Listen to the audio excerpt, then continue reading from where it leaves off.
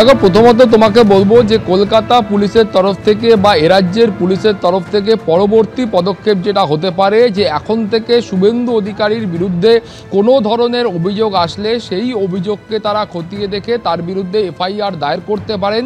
সেই অধিকার আজকে কলকাতা হাইকোর্টের যে নির্দেশ রয়েছে সেই নির্দেশের পরে এ রাজ্যের পুলিশ পেল।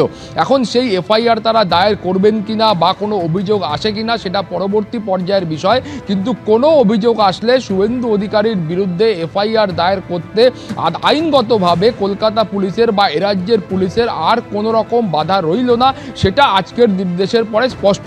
এখন শুভেন্দু অধিকারীর তরফ থেকে তার যারা আইনজীবীরা রয়েছেন তারা এই বিষয়টা নিয়ে ইতিমধ্যেই নিজেদের মধ্যে আলোচনা করছেন এবং তারা যেটা মনে করতে চলেছেন যে কলকাতা হাইকোর্টের সিঙ্গেল বেঞ্চের তরফ থেকে এই নির্দেশ দেওয়া হয়েছে, ফলত সেই নির্দেশকে তারা চ্যালেঞ্জ করতে পারেন, তারা ডিভিশন বেঞ্চে যেতে পারেন এবং সেখানে গিয়ে তারা এখানে যে যুক্তি রেখেছিলেন সেই যুক্তিগুলো পেশ করতে পারেন। এখানকার মূলত যুক্তি এটাই ছিল যে শুভেন্দু অধিকারী তিনি যখন তৃণমূল কংগ্রেস থেকে তিনি বিজেপিতে যোগদান করেন সেই সময়ের পর থেকেই শুভেন্দু অধিকারীর বিরুদ্ধে একাধিক মামলা দায়ের করা হয়, শুভেন্দু অধিকারীর বিরুদ্ধে একাধিক অভিযোগ ওঠে এবং তারা স্পষ্টত বলেছিলেন যে একাধিক মামলায় দেখা যাচ্ছে যেখানে শুভেন্দু অধিকারী উপস্থিত পর্যন্ত নেই সেখানেও শুভেন্দু অধিকারীর নামে এফআইআর করা হয়েছে এবং এই ধরনের অভিযোগ তারা কিন্তু করছিলেন এবং তারা স্পষ্টত বলেছিলেন যে এখানে শুভেন্দু অধিকারীর যে কণ্ঠস্বর রয়েছে সেই কণ্ঠস্বরকে স্তব্ধ করার জন্যই এই ধরনের অবস্থান পুলিশের তরফ থেকে নেওয়া হচ্ছে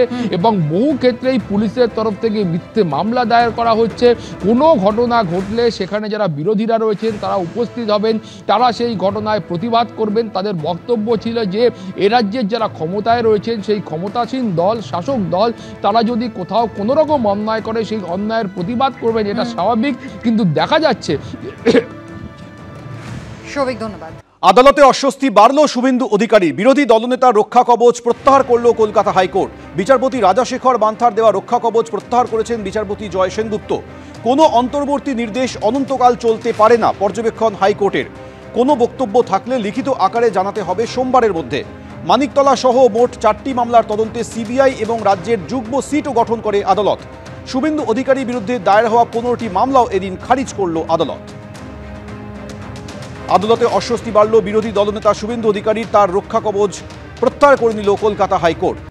দেখুন, আদালতের প্রতি সম্পূর্ণ সম্মান জানিয়ে এবং আস্থা রেখেই বলছি যে আদালতের জন্ম হয়েছে মানুষের জন্য, মানুষ আদালতের জন্য জন্মায়নি। এই রায় নিঃসন্দেহের এর মধ্যেই একটা স্ববিরোধিতা আছে। একই সঙ্গে বিচারপতি 15টি মামলা খারিজ করে দিলেন এবং অন্য ক্ষেত্রে তার রক্ষা কবচ প্রত্যাহার করলেন। এটাই আপনাদের অবস্থান। তাহলে এই যে 15টি মামলা খারিজ হয়ে গেল, এটি স্পষ্টত বোঝা যাচ্ছে যে এই সমস্ত মামলাগুলো ছিল রাজনৈতিক প্রতিহিংসা চরিতার্থ করবার জন্য, শুভেন্দু অধিকারীকে বিপাকে ফেলার জন্য এবং অকারণে ভারতীয় সংসদীয় রাজনীতির অমর্যাদা করে বিরোধী দলনেতা সংসদীয় গণতন্ত্রে যে স্থান মুখ্যমন্ত্রীর পরে তার বিরুদ্ধেও এ রাজ্যে মিথ্যা মামলা, ভুয়ো মামলা দায়ের করা হয়েছে।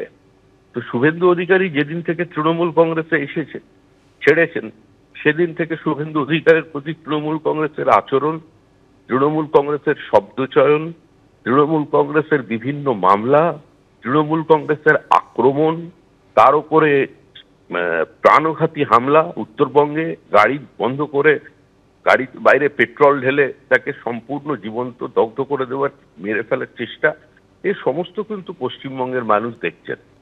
আইন তো আইনের পথে চলবে, আমরা আমাদের যেটা করার আছে সেটা করব।